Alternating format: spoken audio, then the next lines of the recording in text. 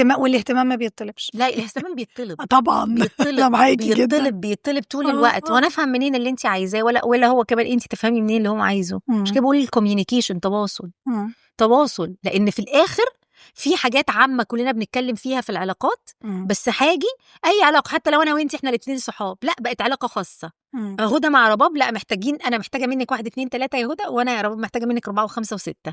ممكن مع صحابي التانيين هحتاج 7 و8 و9، هحتاج حاجات مختلفه. شكل العلاقه عامل كده. فاحنا مع بعض في البيت اتقفل علينا الباب، لا لينا ما يخصنا اللي بنتفق عليه اللي مريحنا.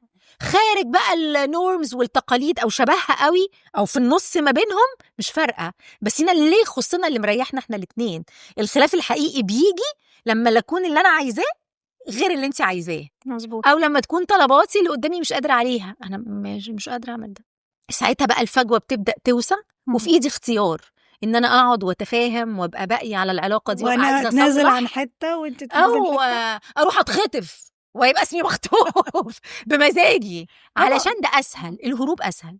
بس وده هروب يعني لما يروح لواحده تانية كده يبقى هرب. طول ما احنا بتاع دوت، خليني اتكلم كمان جوه بتاع دوت تحت ايه، تحت الامبريلا بتاعت الديانه الاسلاميه اللي الشرع محلل لي فيها كذا زوجه. there is a way out، يعني في بوابه خروج لمشاكلي جوه مخي ان انا اكون مع زوجه تانية. لو رحنا لديانات اخرى هيبقى دوت ما عنديش اوبشن، فبروح ادور على حاجات على حاجات تانية. بس دوت واحد من الحلول. بس هي الفكره ان انا اي حد فينا بيواجه مشاكله بتاع دوت، اختلفنا مع بعض فقعدت انا وانتي نتواجه ونتكلم، اصعب بكتير من ان انا اقطعك واشيلك من الحياه. يعني اصعب طبعا ان انا اواجهك واحاول احل، اتقل واصعب من ان انا بس يعني المواجهه اصعب من الهروب. يعني عندك حق، انا بفكر فيها كده، انا معاكي. يعني بتاخد مجهود اكتر.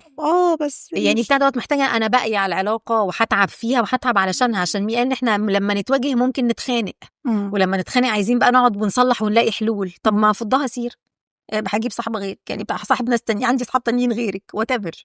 فهي دايما الحياة اختيارات.